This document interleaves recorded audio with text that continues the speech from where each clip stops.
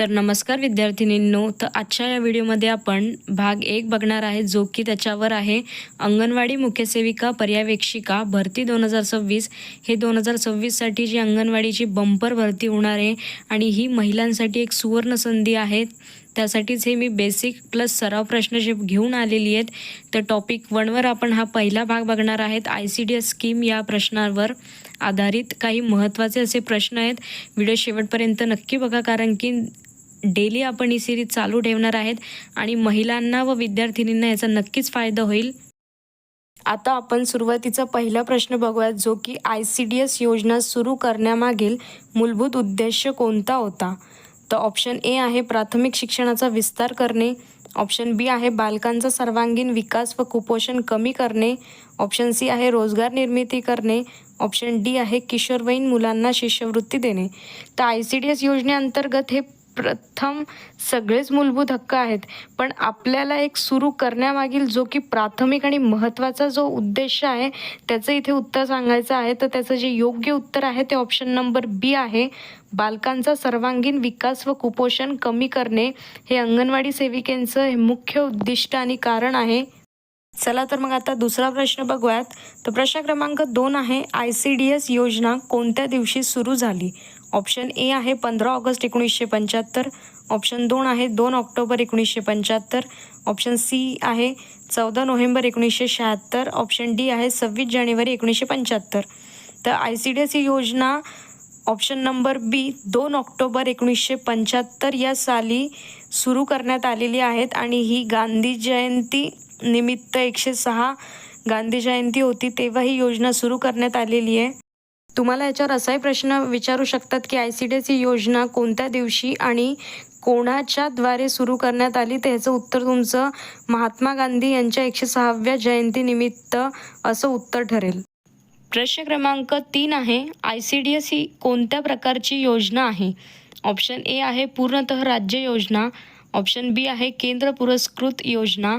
Option C आहे खाजगी भागीदारी योजना आणि ऑप्शन डी आहे स्थानिक स्वराज्य संस्था योजना. तर याचं जे योग्य उत्तर आहे ते ऑप्शन नंबर बी आहे केंद्र पुरस्कृत योजना. तर ICDS ही योजना पूर्णतः केंद्र सरकारची आहे, जी की स्पॉन्सर केंद्र सरकारच करत आहे. हा अत्यंत महत्त्वाचा प्रश्न आहे आणि जर याच्यावर तुम्हाला डिटेल आपण स्कीमवर जर माहिती काही बघायची असेल डिटेल व्हिडिओ, तर मला कमेंटमध्ये नक्की सांगा, आपण त्याच्यावर देखील सुरुवातीपासून व्हिडिओ बनवूयात. प्रश्न क्रमांक 4 आहे, महाराष्ट्रात ICDSची सुरुवात कोणत्या 2 प्रकल्पांपासून झाली. तर ऑप्शन ए आहे पुणे व नाशिक. ऑप्शन बी आहे नागपूर व छत्रपती संभाजीनगर. ऑप्शन सी आहे धारणी अमरावती व धारावी मुंबई. ऑप्शन डी आहे यापैकी नाही.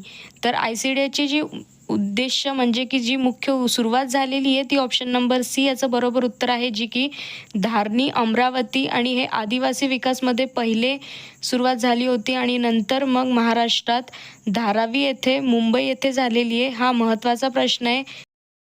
प्रश्न क्रमांक 5 आहे, खालीलपैकी ICDS अंतर्गत कोणती सेवा नाही आहे.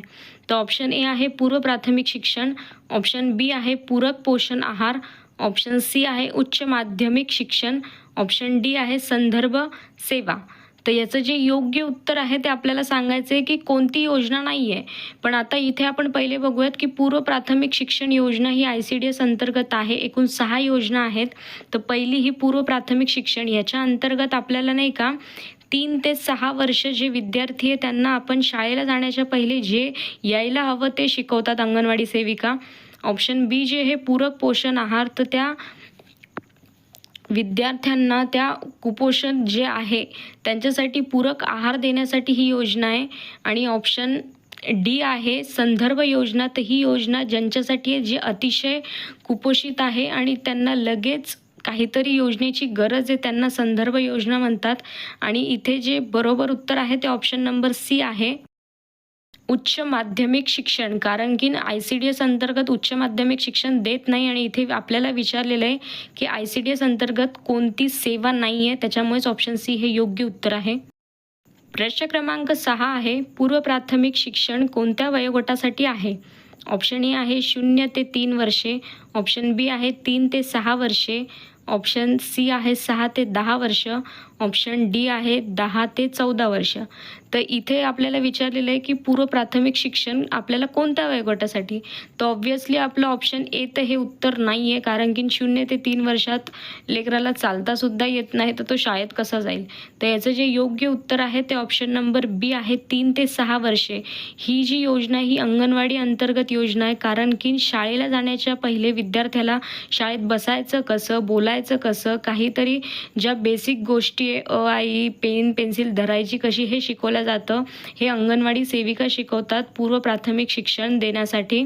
तर याचं जे योग्य उत्तर आहे ते ऑप्शन नंबर बी आहे 3 ते 6 वर्षे. हा अतिशय महत्त्वाचा आणि वारंवार रिपीट होणारा प्रश्न आहे.